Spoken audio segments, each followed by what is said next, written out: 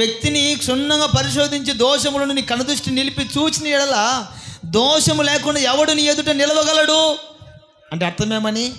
ప్రపంచంలో ఉన్న ప్రతి మనిషిలో కూడా దోషం ఉందని.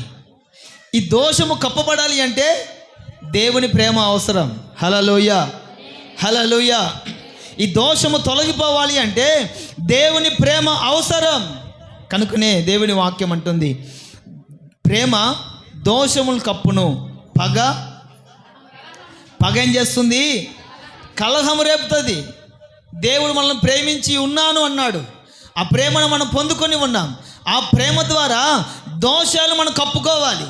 పగను ప్రతీకారాలను పెంచి పోషించి పెద్దదిగా చేసుకోవడము క్రైస్తవుని లక్షణము కాదు. పగ ఏం చేస్తుంది? కలహము రేపుతుంది. ప్రేమ దోషములను కప్పుతుంది. నా ప్రేమైన వాళ్ళరా, మీ సేవకునిగా, మీ క్షేమం కోరిన వాడిగా, దేవుని మహిమార్థమై నా 2 చేతులు జోడించి చెప్తున్నా, మీలో దేవుని ప్రేమ నిలిచి ఉండాలి.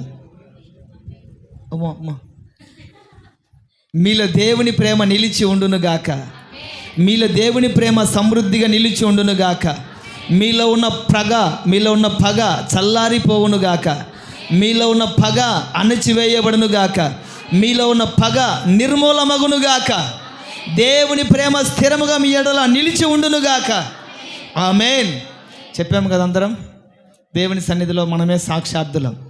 పగ నిర్మూలం అవ్వాలి, ప్రేమ స్థిరముగా నిలిచి ఉండాలి. ఇంటికి వెళ్ళిన తర్వాత మీ